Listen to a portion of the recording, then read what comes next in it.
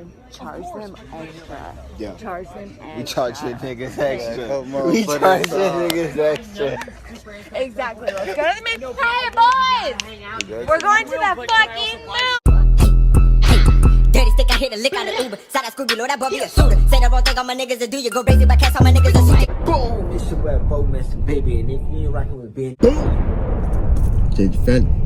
Benny Blogs. Bo Master Baby. Back with another reaction video. So after doing Don Jean, I think, and then V10, I noticed how at first I thought V10 was from like China or like Asia or something like that, and then I thought Don Jean or something like that, I thought he was from like India. Both of them are from Nepal or Nepal or however you say it. Top 20 amazing facts about Nepal. I think that's how you say it. Hopefully they say it so we can get to see it right. Viewer discretion be advised. We're on the content. The your eyes. If you do the minds, if you do the spies. It's 20 facts. I'm gonna probably do the first 10. It's 14 minutes. Don't like the long videos. If y'all like the long videos, let me know. And then after that, let me know where to go next with these. Okay, so starting off, the capital of Nepal, Kathmandu, was once a lake. Now, Nepalese mythology says that Manjushri flew to Kathmandu, and seeing the huge lake, he actually cut the Chobhama's crest in half with his sword, and it drained the waters in order to allow civilization to develop in the fertile valley. But outside... Wait, what the fuck?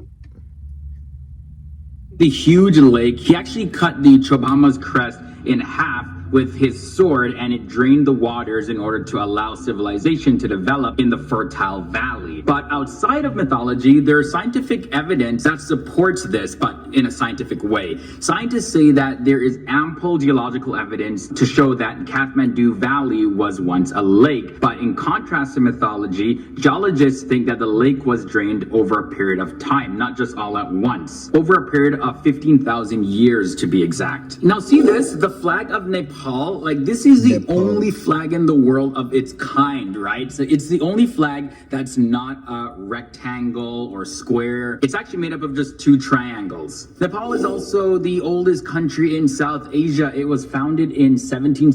So it's no square around it? Like, them triangles that you see, that's I always just thought it was like something around it too. 68, and Nepal doesn't have any Independence Day or anything because it's never actually been conquered. The original founding date of Nepal was September 25th, 1768. But fast forward to 1923, Britain actually declared Nepal's independence. This is because the country was ruled by the Rana family, which supported the British Prime Minister. Very interesting that the British would do that. Now I want to look into the religion of Nepal. Hinduism is actually the most prominent religion in the land of Buddha. Although the Nepali village named Lumbini is the birthplace of Siddhartha Gautama and the Buddhist foundation. Today, though, the beliefs and practices of Hinduism have a major impact in Nepal society. Up until the year 2006, Nepal was the only state in the world with Hinduism as the official religion. According to the World Fact Book, a survey done in 2011 showed 81.3% of Nepalese were Hindu, 9% were Buddhist, 4.4% were Muslim, 3% were Kiritis, 1.4% were Christian, and 0.1% were Sikhs. Also 0.1% were Jains, and 0.7% follow other religions or no religion at all. Another fact about Nepal is that it has a population of over 28.8 million people, and its population is equivalent to 0.37% of the total world population. Nepal ranks number 49 in the list of countries by population, and the total land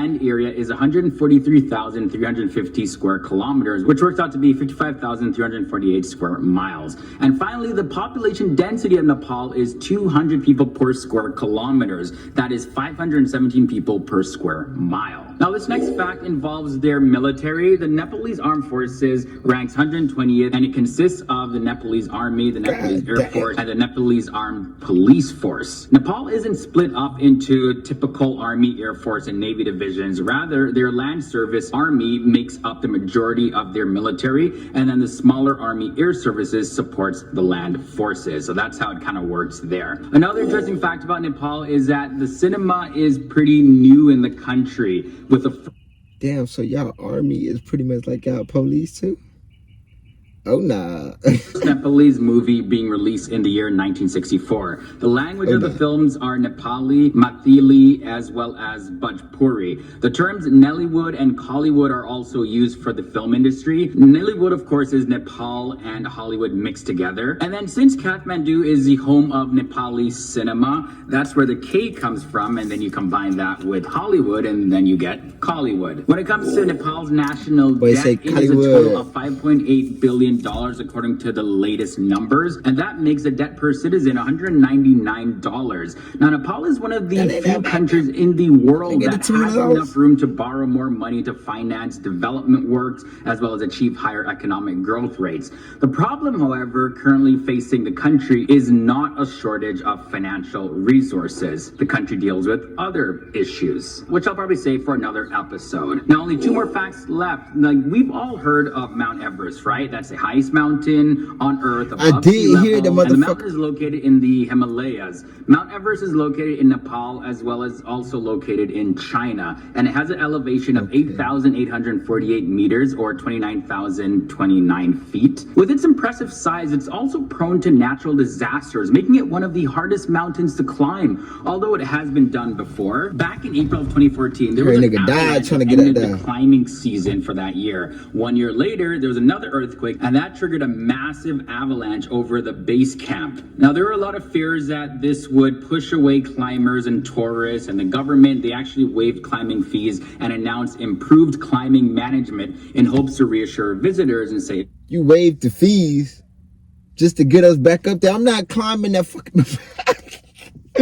Okay, I'm not climbing that mountain. Well, you know, still climb Mount Everest, don't leave. But yeah, that's just one thing you got to worry about when you go to Mount Everest. And that's probably one reason why I haven't visited Mount Everest yet. Now, the final fact is, let's look at the Gurkhas. So these are the soldiers distinguishing themselves by being fierce fighters and serving in special units of the armed forces of the United Kingdom as well as India. But they originate from Nepal. Now, after meeting twice with the British East Indian Company, unleashing the Anglo-Gurkha War from 1814 to 1816, and then the Gurkha Rebellion and defeating the Makwanpur in 1816, the British were really impressed with their skills. So they were recruited with the permission of the Prime Minister at that time, and they served as mercenaries that were organized in regiments within the army of the British East India Company. The Gurkhas are also known for their weapon, the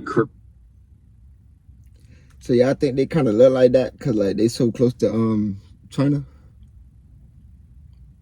You think?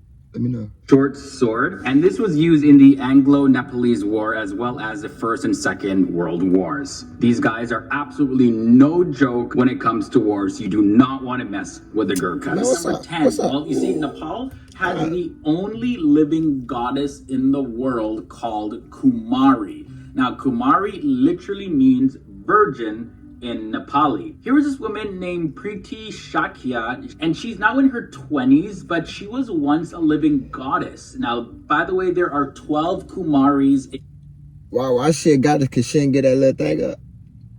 I don't know. I missed it because he say it mean virgin. So what that thing was? The living goddess in the world called Kumari. Now, Kumari literally means virgin in Nepali. Here was this woman named Preeti Shakya, and she's now in her 20s, but she was once a living goddess. Now, by the way, there are 12 Kumaris in Kathmandu Valley, and all of them are considered to be goddesses. That's a baby. But Preeti was the royal Kumari, and she was the most important one of all of them. When she was just 3 years old, that's when she began her reign as a goddess. She lived with the official Kumari caretakers for 8 years of her life, and that's when she returned back to her regular life. Preeti, she spent her entire childhood inside of the Kumari Gar. She was only set up for certain times out of the year, and she was able to go out for different festivals. And the thing is, Her feet weren't even allowed to touch the ground at that time. So that's one of the most interesting traditions in Nepal. But moving on now, She's a Nepal hoverer. has 80 peaks of 10 out of the highest mountains, and those are called the 8,000ers, which by the way refers to them having a land elevation of higher than 8,000 meters, which is about 26,247 feet high above sea level. Like I mentioned in part 1 though, Mount Everest is also located in Nepal, and it is 8,848 meters above sea level, and it's the Earth's highest mountain. But there are other mountains too in Nepal. There's the Kanchenjunga, which is 8,586 meters. Lhotse, which is 8,516 meters. Makalu is 8,481 meters. Choi Oyu is 8,201 meters. Dhaulagiri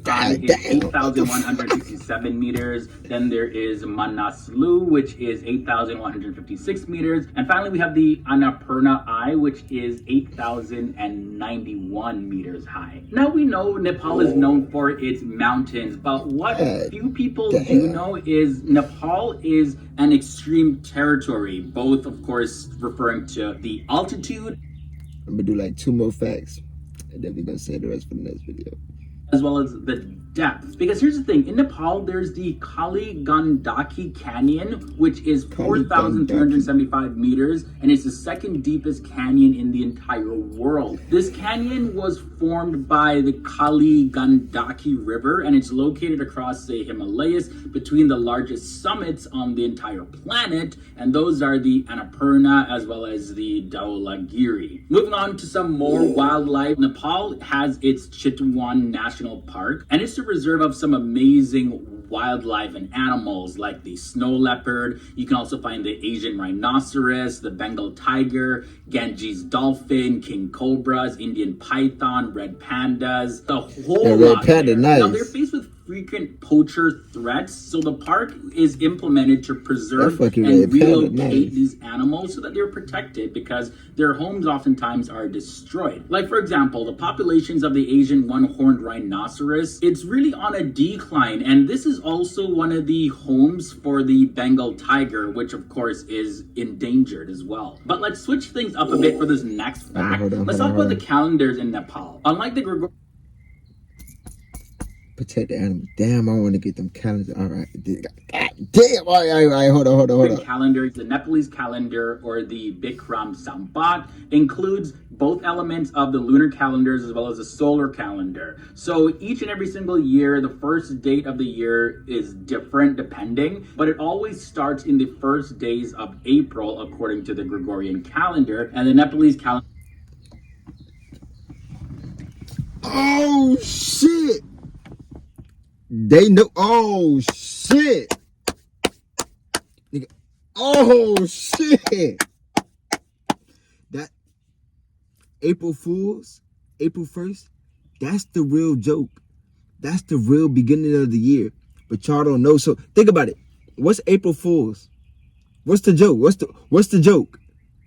But it's that's when oh my God. Each year has 350 Do your research. Do your fucking research. Each month has 29 or 30 days according to the moon movement. So this calendar has a leap year every 3 years. And a leap year is when a day is added to a month. It's every 4 years with the Gregorian calendar. But although the Nepalese calendar is the official one and the most used in the entire country, it's not the only one used, since there's many different ethnic groups as well as different religions that occupy the country. Cause boy, he gonna pull me in. JG Family, Benny Blogs. Oh, we coming back for that. We coming back for that. PLP, peace, love.